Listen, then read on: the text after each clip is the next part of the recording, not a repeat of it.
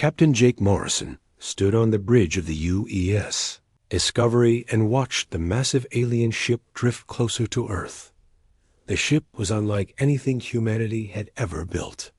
It stretched for miles across space, with smooth curves and glowing blue lights that pulsed like a heartbeat. Jake had been exploring deep space for 15 years, but nothing had prepared him for this moment. First contact with alien life was finally happening. The alien ship had appeared 3 days ago at the edge of the solar system. It sent a peaceful message in perfect English, which shocked everyone at Earth's Space Command. The message was simple and friendly. They called themselves the Galactic Council and wanted to meet with Earth's leaders. They said they had been watching humanity for years and thought it was time to make contact. Dr. Lisa Carter worked at her station behind Jake and studied the readings from the alien ship. She was Earth's best expert on biology and had spent her whole career dreaming of meeting alien life. Her hands shook with excitement as she watched the data stream across her screens. The ship showed signs of multiple different life forms inside. Some breathed oxygen like humans, while others needed different gases. It was like a floating city filled with creatures from different worlds. Admiral Kevin Brooks sat in his office back on Earth and watched the meeting through video screens. He was the head of Earth's Space Command and responsible for protecting the planet. Unlike the scientists, he felt worried about these aliens. They had technology far beyond anything humans possessed. Their ship could probably destroy Earth's entire fleet without breaking a sweat. But the message seemed peaceful, and Earth's leaders had decided to take the risk. The alien ship stopped a safe distance from the Discovery and sent over a small shuttle. Jake watched it approach and marveled at how quiet it moved through space. Human ships made noise and vibration, but this alien craft glided like it was swimming through water. The shuttle docked with a gentle bump that barely registered on the Discovery's sensors. Richard Hayes waited in the docking bay as Earth's top diplomat. He had handled negotiations between countries for 20 years, but talking to aliens was completely new territory. He wore his best suit and carried a briefcase full of documents about Earth and humanity. His job was to make sure the first meeting went smoothly and avoid any mistakes that might anger these powerful aliens. The airlock opened with a soft hiss, and the first alien stepped through. It walked on 2 legs like a human, but its skin was covered in green scales that shimmered under the lights. Its head was longer than a human head, with large yellow eyes that seemed to take in everything at once.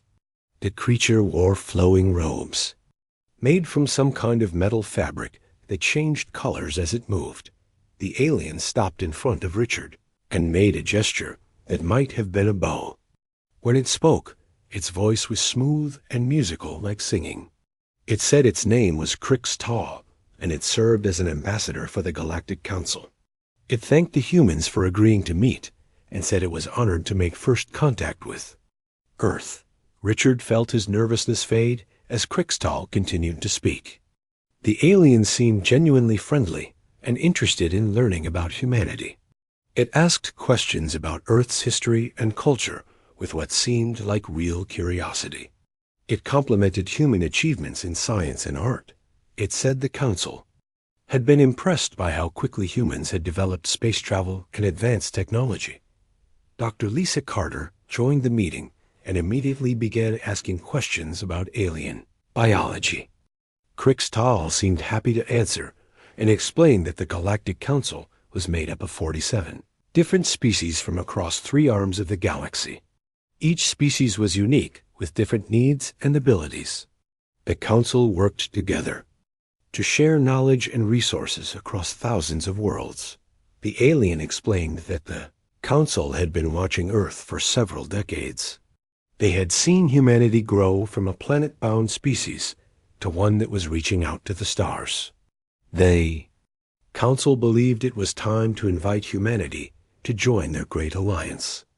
They offered to share advanced technology that could solve Earth's problems with disease and hunger and energy. They said humans would be welcomed as equal partners in exploring and developing the galaxy. Jake Morrison listened to these promises and felt hope growing in his chest. Humanity had always dreamed of finding other intelligent life in the universe. Now they were being offered a chance to join a vast community of species, working together for the good of all. It seemed too good to be true, but Krixtal appeared sincere in every word. Over the following weeks, more council ships arrived at Earth. Each brought representatives from different alien species. There were tall blue beings with 4 arms who were master engineers, small furry creatures who were brilliant mathematicians, crystalline beings who existed partly in another dimension and could see through time. The variety was amazing, and each species seemed eager to share their knowledge. With humanity. Dr. Amy Johnson worked with alien physicists to study new forms of energy that could power entire cities without pollution. Engineer Paul Martinez learned about materials that were stronger than anything on Earth, but lighter than air. The aliens shared medical knowledge that could cure cancer and extend human life by hundreds of years. It was like every dream of human. Progress was being offered as a gift. Commander Steve Nelson flew joint patrol missions with alien pilots and marveled at their advanced ships. The vessels moved faster than anything humans had built and could travel between star systems in days instead of years. The aliens taught human pilots how to operate the controls and navigate through hyperspace. They said soon humanity would have its own fleet of these incredible ships. Dr. Helen Foster worked in alien medical facilities and learned treatments that seemed like magic. Diseases that killed millions of humans could be cured with simple injections. Injuries that would cripple a person for life could be healed in hours. The aliens shared this knowledge freely and said they wanted to help humanity reach its full potential. Lieutenant Alex Turner worked in communications aboard the Discovery and monitored all the messages between Earth and the Council ships. Most of the traffic was routine reports and friendly exchanges. But sometimes he noticed strange transmissions that were heavily encrypted and sent on frequencies that humans were not supposed to monitor. When he tried to decode these messages, the results made no sense. They seemed to be talking about humans in ways that were confusing and disturbing. Alex shared his concerns with Maria Santos, who worked as a codebreaker back on Earth. She was one of the best at cracking enemy communications and had worked for military intelligence for 10 years. Maria studied the encrypted alien messages and began to see patterns that worried her. The aliens seemed to be cataloging human capabilities and weaknesses in great detail. They were studying humanity like scientists study laboratory animals. But these concerns were drowned out by the excitement of joining the Galactic Council. Earth's leaders signed treaties of friendship and cooperation. They agreed to install Council technology in human cities and spaceships. They welcomed alien observers into human society and sent human volunteers to work on Council worlds. It seemed like the beginning of a golden age for humanity. Admiral Brooks remained cautious, but even he had to admit the benefits were real. Human technology was advancing by centuries in just months. Diseases were being eliminated. New sources of energy were making life better for everyone on Earth. The aliens seemed to be keeping every promise they made. Jake Morrison commanded more joint missions as humans and aliens worked together to explore new star systems. The cooperation seemed perfect, and the aliens treated humans as valued partners. But deep in his mind, Jake sometimes wondered why such advanced beings would be so generous to a primitive species like humanity. The question nagged at him, but he pushed it aside. The benefits were too obvious to doubt, and the future looked brighter than ever before. The truth came like a hammer blow on a quiet Tuesday morning, 6 months after first contact. Lieutenant Alex Turner was working his usual shift in communications when the encrypted alien messages suddenly became clear. Maria Santos had finally cracked the Council's hidden communication codes, shock in what she found made her blood run cold. The messages were not about friendship or cooperation.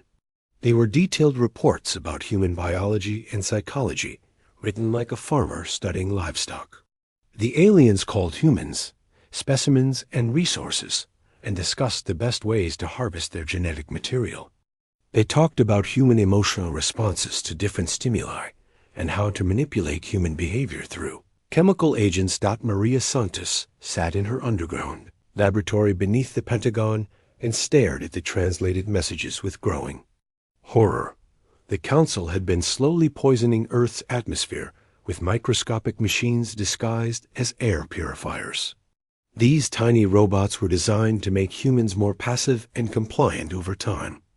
The medical treatments that had cured so many diseases were actually genetic modifications that made human bodies more suitable for various forms of exploitation. She immediately sent the information to Admiral Brooks, who read the reports with a face like stone.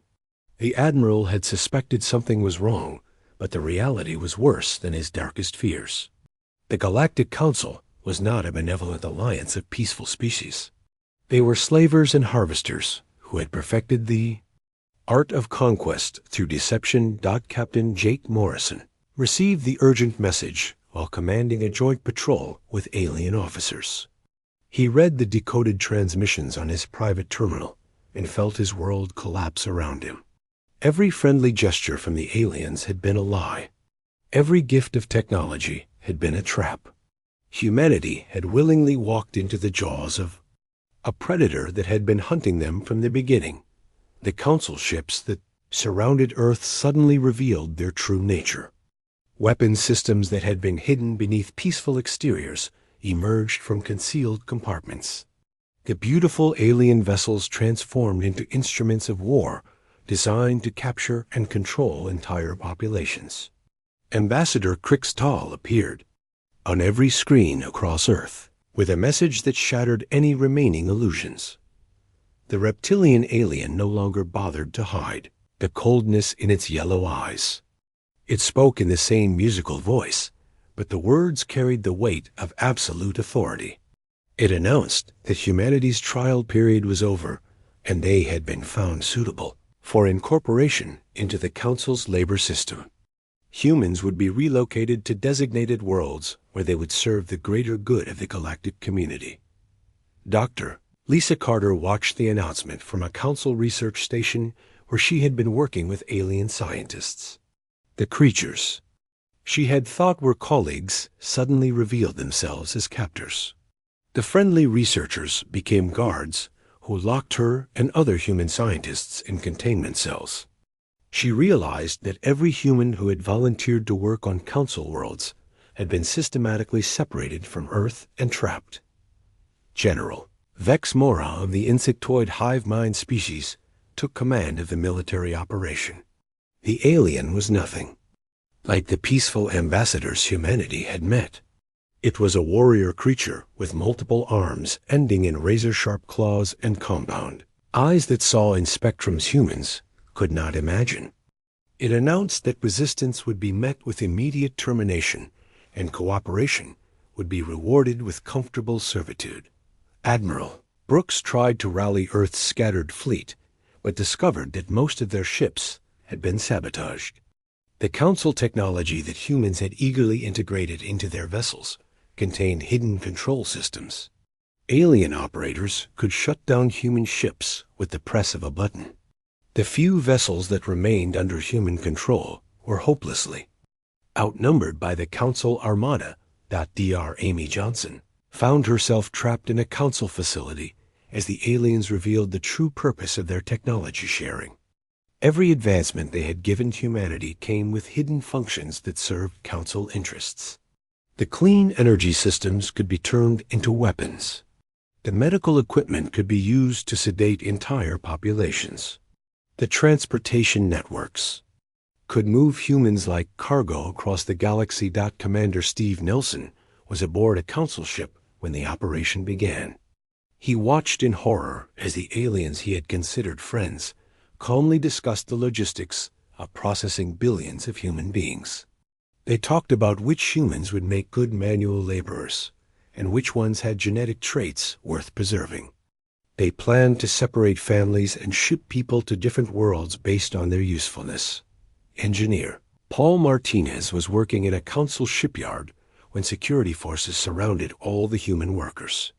The aliens explained that humans would continue their technical work, but now as property of the council rather than as partners.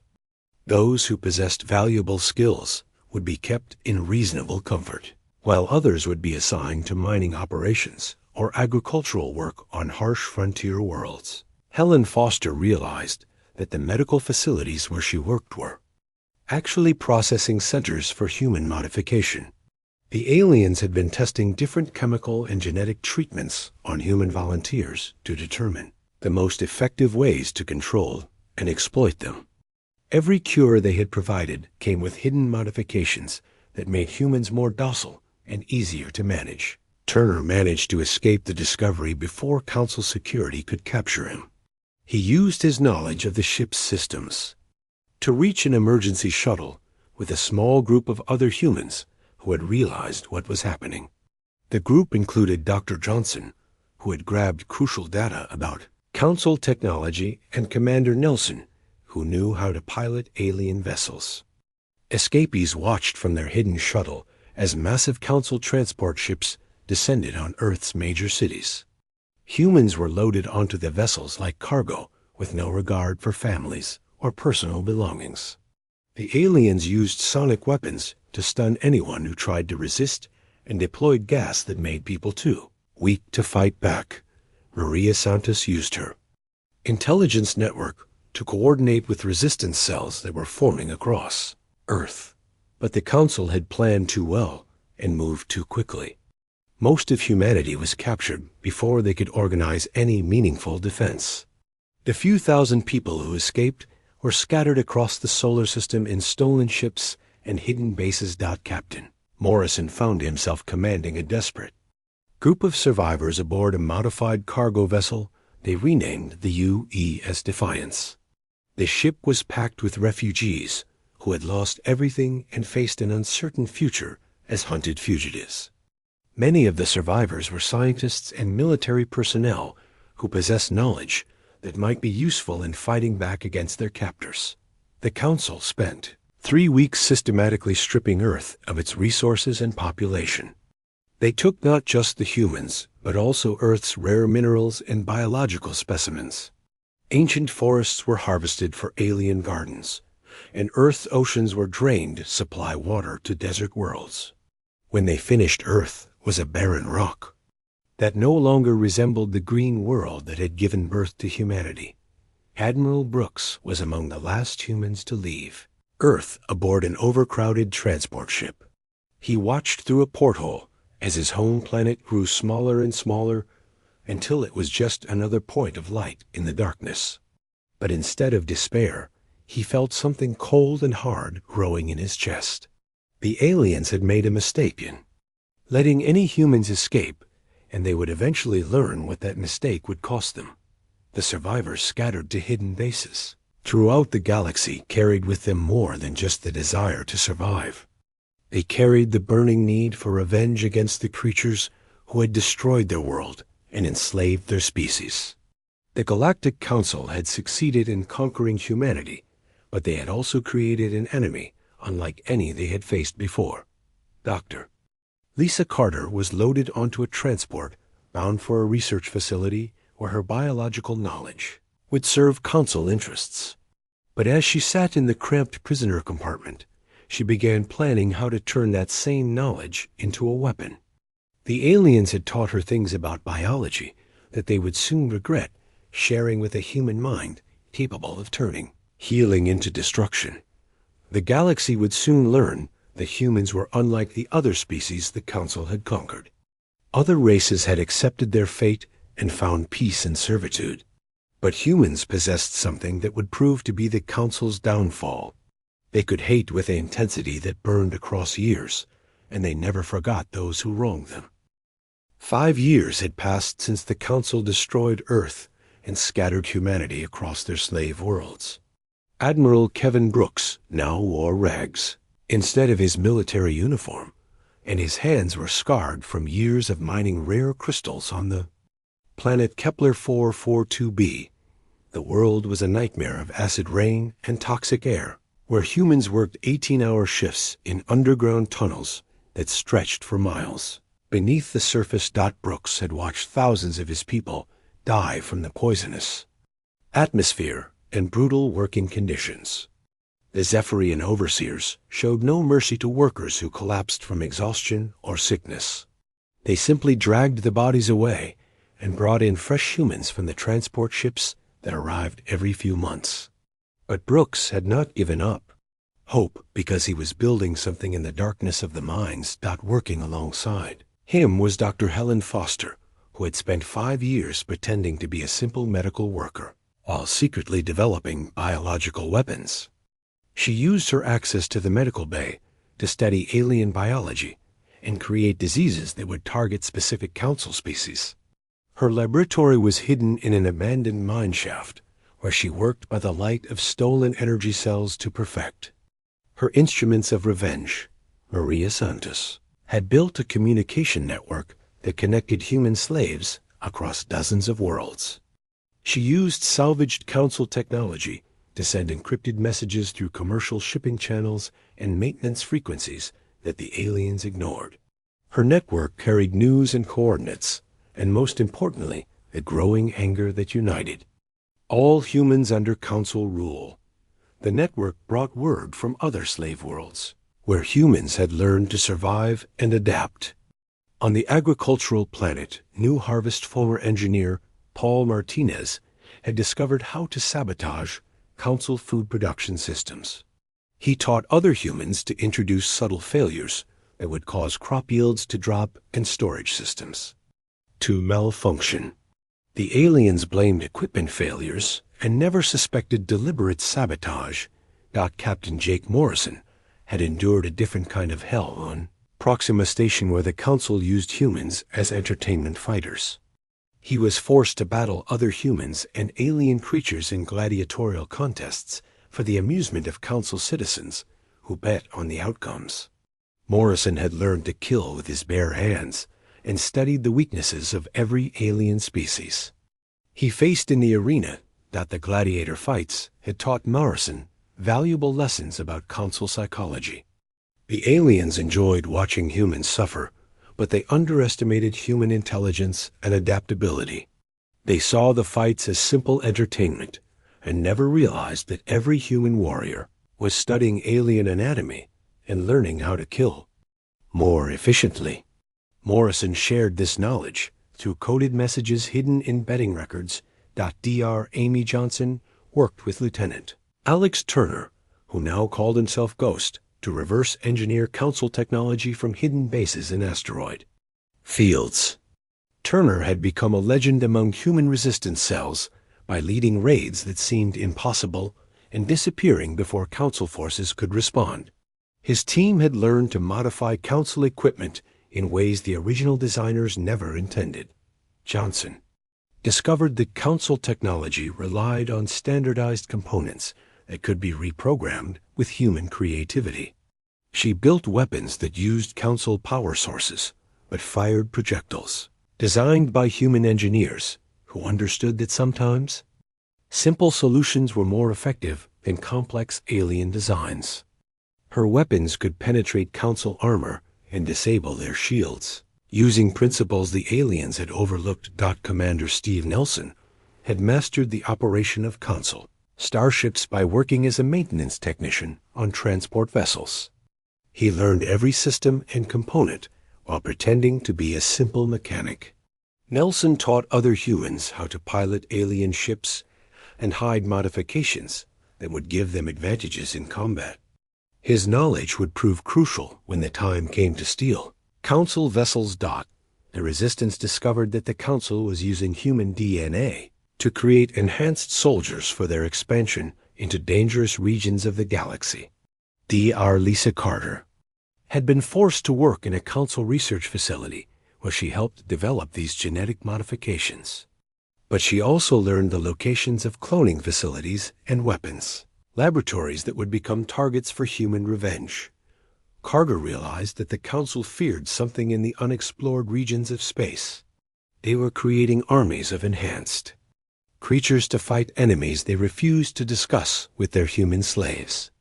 This fear was a weakness that could be exploited if humans could reach these unknown enemies and forge alliances against their common foe. Tom Wilson had been a simple mechanic on Earth, but 5 years of slavery had turned him into an expert saboteur. He worked in Council manufacturing facilities and learned to introduce flaws into their equipment that would cause failures at crucial moments. Wilson trained other humans to damage Council property in ways that appeared accidental but would accumulate into major problems over time. Kate Davis had been a nurse before the invasion, but now she served as a field medic for resistance operations. She had learned to treat injuries using stolen Council medical supplies and developed techniques for keeping wounded fighters alive during dangerous missions. Davis also studied Council biology and identified vital organs that human weapons could target for maximum effectiveness. The Resistance faced constant danger from Council security forces who suspected that humans were more organized than they appeared. Regular interrogations and surprise inspections kept the rebels on constant alert. Many Resistance members were captured and executed as examples to discourage others from following their path. But for every human killed, 2 more joined the underground movement. Turner coordinated a major intelligence operation that mapped Council military installations across 3 sectors of space. His teams infiltrated shipping records and communication networks to identify targets that would cause maximum damage to Council operations. The information was shared through Maria Santos' network to Resistance cells throughout the galaxy. Brooks realized that humans possessed psychological traits that other conquered species lacked. The Council had successfully enslaved dozens of other races by breaking their will to resist. But humans seemed to grow more dangerous the longer they were oppressed. Other species accepted their fate, but humans planned and schemed and dreamed of payback. The Admiral began coordinating with Resistance leaders across multiple worlds to plan simultaneous uprisings. He knew that scattered attacks would be crushed individually, but coordinated strikes might overwhelm Council defenses. The key was timing and communication, and most importantly, the element of surprise that came from the Council's continued underestimation of human capabilities. Dr. Foster completed her first biological weapon, designed to target Zephyrian physiology. The disease would spread through their respiratory systems and cause organ failure within days. She had tested it on tissue samples stolen from the medical bay and was confident it would be effective against the reptilian overseers who made life miserable for human slaves. Morrison used his position as a gladiator champion to recruit other fighters for the coming uprising. He identified humans who had retained their fighting spirit and aliens who might be willing to turn against the Council. The gladiatorial contests had shown him that some Council species were as enslaved as humans and might welcome the chance to rebel against their masters. The 5 years of slavery had transformed humanity from innocent explorers into hardened survivors who understood that mercy was a luxury they could no longer afford. They had learned to hide their intelligence and suppress their emotions while secretly preparing for the day when they would strike back against their captors. The Council had created the perfect enemy without realizing what they had done. Ghost sent a coded message through the Resistance network announcing that the time for hiding was almost over. Human slaves across the galaxy received word that coordinates for simultaneous strikes would be transmitted soon. The Council would learn that enslaving humanity had been the greatest mistake in their long history of conquest. The underground phase of human resistance was ending, and the war for revenge was about to begin. The uprising began at exactly 0000 hours Galactic Standard Time across 43 worlds simultaneously. Lieutenant Alex Turner sent the coded signal through Maria Santos communication network, and within minutes, human slaves were emerging. From hiding places with weapons they had built from stolen Council technology, Admiral Brooks led the revolt on Kepler 442b, where 5,000 human miners had been waiting for this moment. They struck at dawn when the Zephyrian overseers were changing shifts and security was at its weakest. Dr. Helen Foster released her biological weapon into the air recycling system and watched as the reptilian guards began collapsing within minutes. As their organs shut down one by one, the humans moved through the mining complex with deadly efficiency that shocked the surviving aliens. These were not the broken slaves the Council expected, but hardened warriors who had spent years planning every detail of their attack. Tom Wilson led teams that seized the communication center, while Kate Davis coordinated medical support for wounded fighters using captured Council equipment. Captain Morrison launched his rebellion on Proxima Station, where gladiatorial combat had prepared him for this moment. He killed his Zephyrian handler with his bare hands during what was supposed to be a routine training session. The other human fighters joined the uprising, and within an hour they controlled the entire entertainment complex, where thousands of Council citizens had come to watch humans die for their amusement.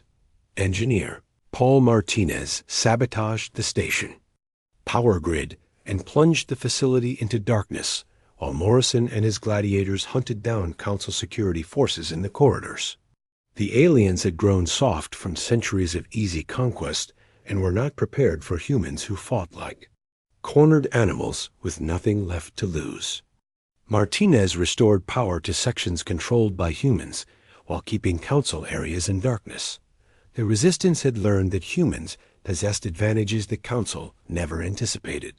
Other conquered species fought to survive, but humans fought to kill.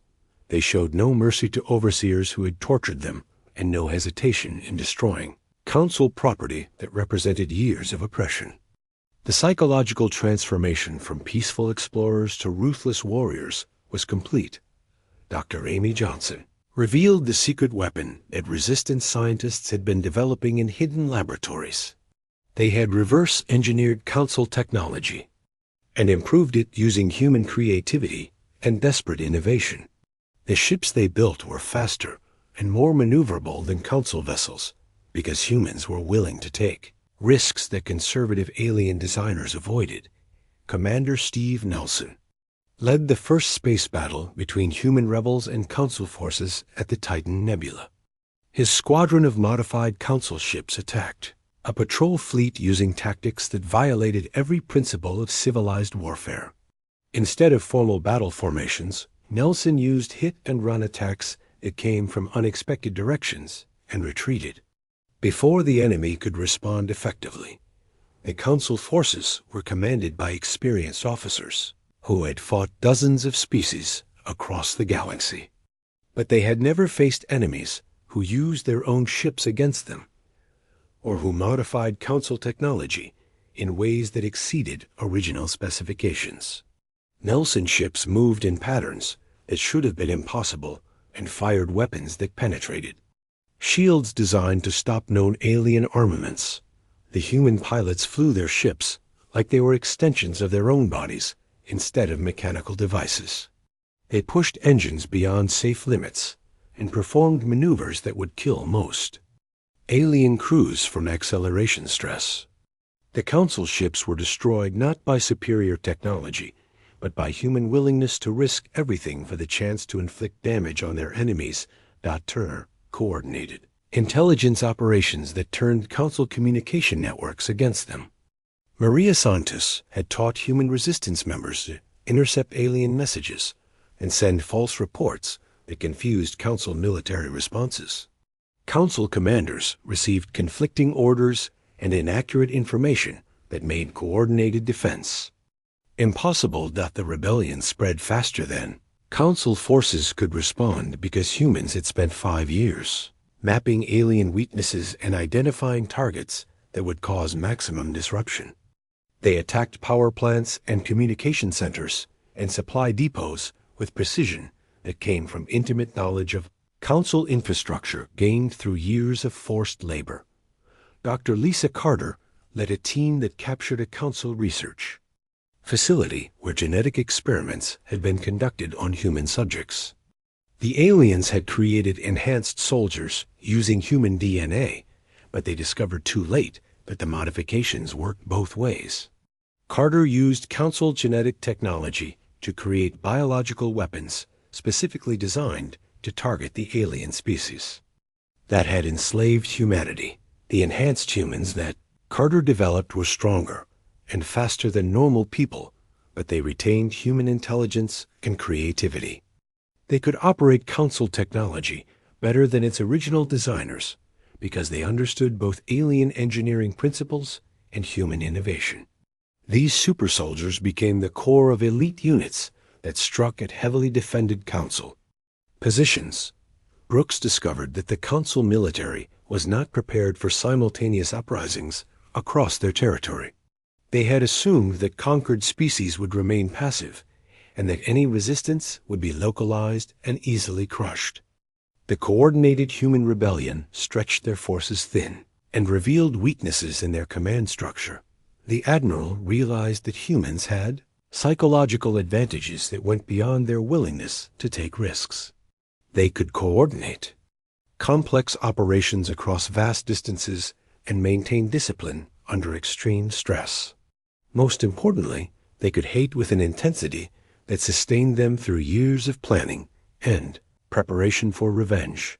Morrison used his knowledge of alien anatomy gained from gladiatorial combat to train human fighters in efficient killing techniques. He taught them where to strike different species for maximum damage and how to use human speed and agility against larger and stronger alien opponents. The training turned ordinary humans into deadly weapons capable of defeating professional Council soldiers. The Council attempted to negotiate with human leaders, offering improved conditions and limited autonomy in exchange for ending the rebellion. Turner rejected these offers and announced that humanity would accept nothing less than complete freedom and revenge against every species that had participated in their enslavement. The time for compromise had passed 5 years ago when Earth was destroyed. Johnson revealed that human engineers had discovered flaws in Council technology that the aliens themselves did not know existed. By combining different alien systems in ways their creators never intended, humans had created hybrid technologies that were more effective than the original designs. This gave human forces equipment advantages that offset the Council numerical superiority. The rebellion achieved objectives that military experts had considered impossible. Within 6 months, human forces controlled large sections of Council territory and had destroyed military installations that had stood for centuries. The galaxy was learning that enslaving humanity had been the worst mistake the Council had ever made. Nelson commanded human fleets that appeared without warning and vanished before reinforcements could arrive. His ships carried weapons designed by human scientists who understood that sometimes simple solutions were more effective than complex alien technology. The Council forces found themselves outmaneuvered by enemies they had dismissed as primitive slaves. The uprising had grown from desperate rebellion into systematic conquest as humans discovered they were not fighting to survive, but fighting to win. The psychological shift from defense to offense changed everything about how they approached warfare. They were no longer escaped slaves, but the vanguard of a species that intended to rule the galaxy that had once enslaved them. The Council realized too late that they had created the perfect enemy by enslaving humans instead of simply destroying them. 5 years of oppression had forged humanity into something the galaxy had never seen before. 1 year after the great uprising, humanity had become something the galaxy had never seen before. Admiral Brooks commanded fleets that moved through space like hunting packs seeking Council worlds to conquer. The scattered rebellion had grown into a military machine that operated with ruthless efficiency and showed no mercy to species that had participated in humanity's enslavement. Captain Morrison led the assault fleets that struck Council territories with devastating precision. His ships appeared without warning and destroyed entire defensive networks before disappearing into hyperspace. The humans had learned to wage war unlike any other species in the galaxy. They did not seek to occupy territory or establish control through negotiation. They came to kill and destroy and move on to the next target. The Zephyrian homeworld fell in a single day when Dr. Helen Foster released biological weapons that turned their own atmosphere into poison. The reptilian species that had orchestrated humanity's capture died gasping in the streets of their capital cities, while human ships bombarded their military installations from orbit. Foster watched the destruction from her laboratory ship and felt satisfaction at seeing justice delivered to those who had enslaved her people. Dr. Amy Johnson commanded engineering teams that dismantled Council infrastructure with surgical precision. They did not destroy randomly, but targeted specific systems that would cause maximum disruption to alien society. Power grids failed across entire star systems. Communication networks went silent. Transportation systems that had operated for centuries suddenly stopped working as humans, applied their understanding of alien technology to the art of systematic destruction. Lieutenant Turner had evolved from a communications officer into humanity's chief strategist and diplomat. When the Council sent Ambassador Crix Tall to negotiate terms for ending the war, Turner met the reptilian alien in a chamber aboard the human flagship. The same creature who had once deceived humanity with promises of friendship now begged for mercy from the species it had tried to enslave. Turner looked at Crix Tall with eyes that held no warmth or forgiveness. He explained that humanity was offering the same terms the Council had given Earth 5 years ago: complete surrender and acceptance of whatever fate the victors decided. The only choice was between quick death and slow extinction, as human forces systematically eliminated every trace of Council civilization from the galaxy. The alien ambassador protested that the Council had acted according to their laws and customs. They had conquered weaker species for thousands of years and saw nothing wrong with adding humanity to their empire. Turner replied that humans also had laws and customs, and their primary law was that anyone who harmed them would face consequences that lasted for generations. Paul Martinez led teams that captured Council weapons manufacturing facilities and turned them into production centers for human military equipment. The aliens had taught humans how to operate their technology, but they never imagined that human creativity would allow them to improve on designs that had remained unchanged for centuries. The weapons that came out of these factories were deadlier than anything the Council had ever built. Commander Nelson directed space battles where human tactics revolutionized warfare across the galaxy. Instead of the formal engagements that Council species preferred, humans fought like pirates and raiders who struck from shadows and vanished before retaliation was possible. Nelson's ships used suicide attacks and desperate gambits that would horrify civilized military commanders, but achieved victory against impossible odds. The Council attempted to rally their member species for a final defense of their capital world, but discovered that many aliens were unwilling to die for leaders who had brought this catastrophe upon them. Some species surrendered to human forces rather than face destruction. Others turned against Council authority and declared independence from the regime that had ruled them for millennia.